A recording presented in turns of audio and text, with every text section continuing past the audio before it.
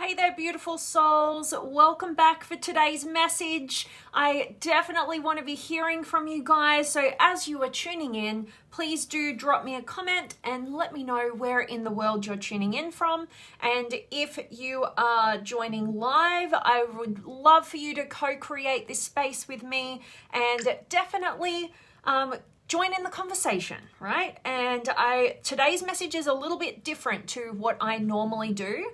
I'm going to actually read to you something that has been very profound for me in my own personal growth journey.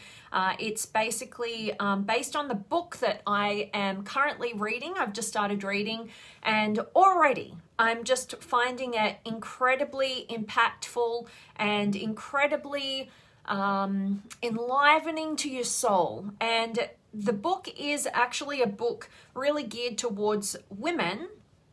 But what I would say about it is just like I wanting to know more about relationship dynamics, wanting to master that area of my life, and wanting to learn more about men, and how they're wired and how they work and how they're different, I would actually highly recommend this particular book that I'm going to dive into with you guys today to all men as well. So this isn't a message just for women, but it is what I'm going to be reading you, a passage that is incredibly profound for women to listen to.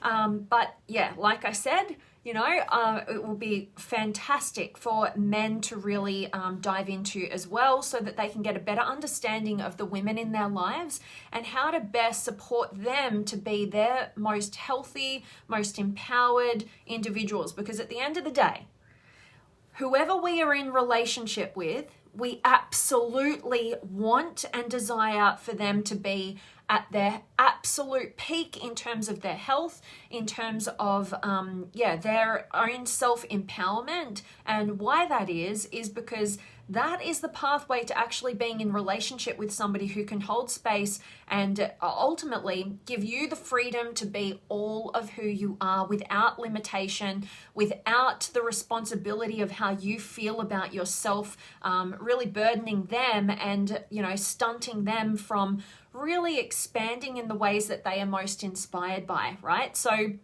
it's not just about our own self-empowerment. We absolutely want and desire for anybody that we are in relationship with, and particularly our intimate partners, to be at their highest heights of their empowerment. So as you're tuning in, please do drop me some comments. Like I said, let me know where in the world you're tuning in from. And also, I'd love for you to share this message if it is of value to you, and can't wait to share this particular story with you guys.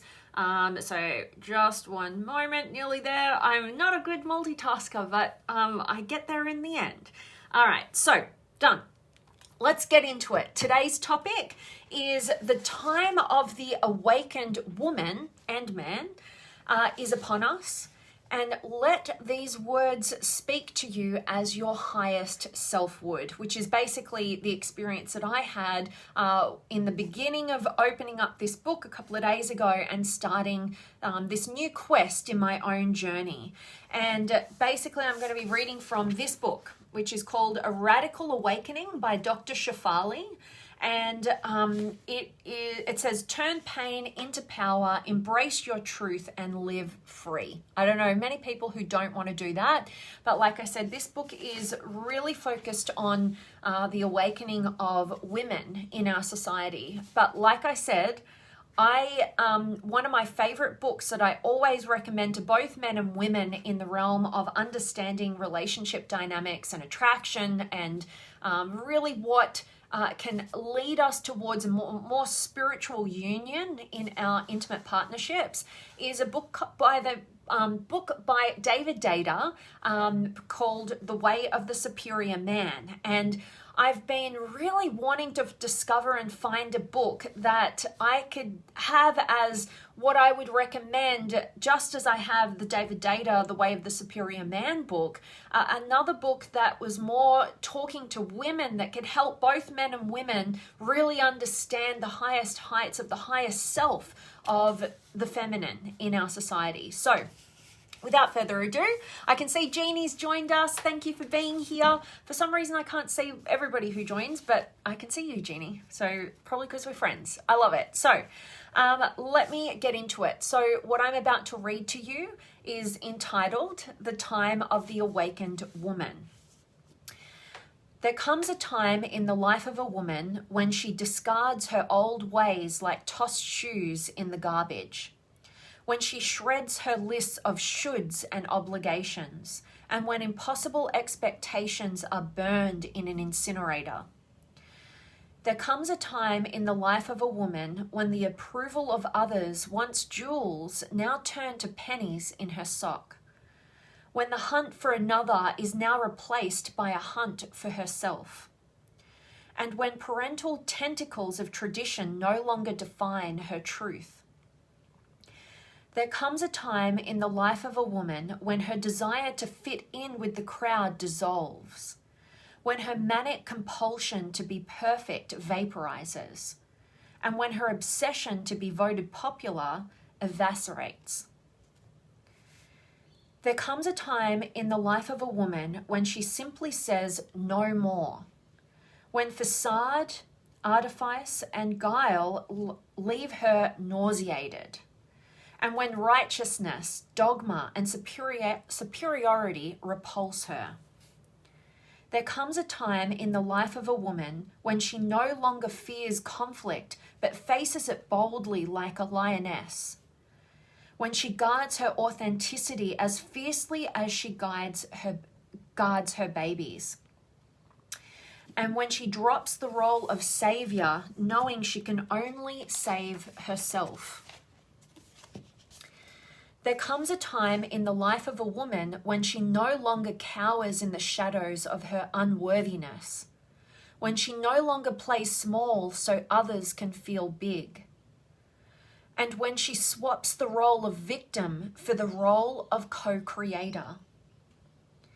There comes a time in the life of a woman when she unabashedly and boldly occupies her ultimate sovereignty, when she finally feels ready to claim her space in the world, and when she redefines compassion as unequivocal self-love. There comes a time in the life of a woman when she finally releases her childlike dependencies on others, and when she dares to rewrite a new mandate of living for herself, one that says, I release unworthiness and fear. I divorce civility and passivity. I divest inauthenticity and enmeshment. I end the pretense of being someone I am not. And from now on, I declare, I will ascend into my highest power. I will embrace my greatest autonomy. I will celebrate my deepest truth. My deepest worth. I will embody my fiercest courage and manifest the most authentic me. The time is now. I am ready to awaken into my renaissance. Okay, so that's just the introduction. And the reason why I wanted to share this particular book with you, again, A Radical Awakening by Dr. Shefali, highly recommended. I haven't finished it yet, but the reason why I wanted to say this and share this passage with you is basically when I read that and every other word that I've read on these different pages, I honestly felt like I'd written it myself. Like I felt like the highest aspects of myself were poured onto this page. It felt like the very words my highest self would articulate to me, right? And right now in my life, I'm going through what feels like a pretty massive transformation. I feel like we're all going through some sort of transition in our lives consistently, but I feel like I'm on the precipice of something that my past self has probably been too fearful and not connected enough to myself to be able to really go on the journey of. And I feel like I'm in that right now. So what that has looked like for me has been kind of retreating from a lot of my communication. And I found that I tend to do this, like I tend to retreat from communication in terms of communicating with you guys, in terms of communicating more with people in my life, usually when I feel like basically there's an element of me that just doesn't feel in alignment. And to speak before I'm ready feels very inauthentic. And so I've learned over my time of building my own self-awareness and continuing that journey that it's better not to speak when you're not in full alignment with who you are and what's going on. And albeit that, like I just said, I feel like I'm in a bit of a transition right now. And this book is really supporting me. It feels like I have my higher self kind of in the throes with me and coaching me and supporting me and giving me that truth and that wisdom and that kind of a kick when I need it, and some love and support as I need it as well, on that kind of journey to make sure that everything that I do is in full alignment with who I am. And you guys who've been following me for a long time now, you know that I'm always talking about authenticity. And the reason why I place such a high value on authenticity and continuing down my path of developing and discovering more of who I am and aligning fully with that is really because I know what it is to be very inauthentic, very disconnected from myself, and basically deceiving of myself, and I know what that costs us, and I really do define our freedom as our ability to know who we are, know what we want, and have the courage to go after it and pursue it. And my ideal is to surround ourselves with others who can hold space for the full expression of who you are and what you're inspired by, and not connect their identity or sense of sanity to how you show up in the world, right? Because that is the epitome of limitation, right? And if we feel limited in any relationship dynamic that we're in, if we are not contributing our truth to any of those dynamics, we're not actually in relationship with those people. So we cannot actually experience love, because love needs for the truth of who you are to show up in order to be loved, right? And if you can't show up in the truth of who you are, you also can't hold the space for other people to show up in the truth of who they are. Therefore, you're never meeting other people. You're never sharing who you are, and you're never meeting another person. And therefore, love can't really exist. If there is a love, it's a love of a fallacy, right? It's a love of a mask. It's a love for a version of yourself that is not yourself.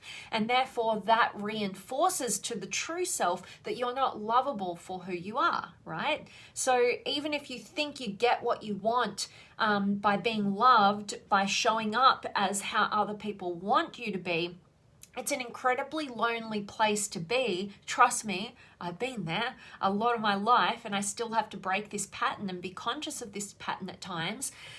It's a very lonely place because, like I said, being loved for just a front of who you are really is giving your higher self, or that inner truth, a reflection that, you're loved when you pretend not to be yourself, right? And you're not giving yourself an experience of showing up and being who you are so that you can create a new experience and generate a new belief system for yourself that proves to yourself that actually I can experience true love when I show up as the truth of who I am, even knowing that that takes a hell of a lot of courage, particularly as I've lived my life pretending to be a certain way and getting love for that. And now I'm breaking free and letting the truth of who I am show up, and that's going to ruffle some feathers, right?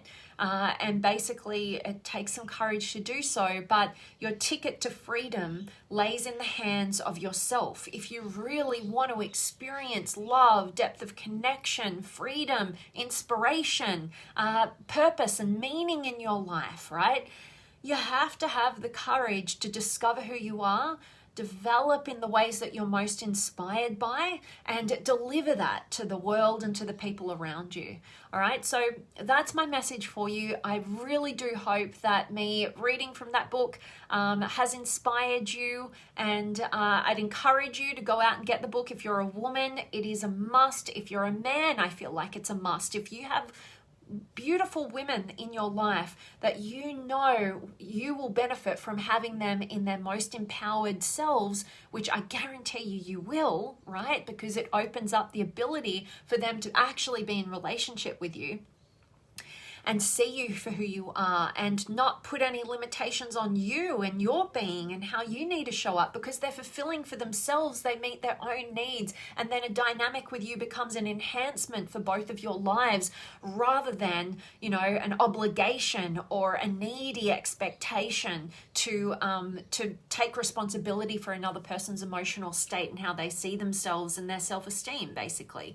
So you want yourself and all those that you love and want to be in relationship with to be fully in their power.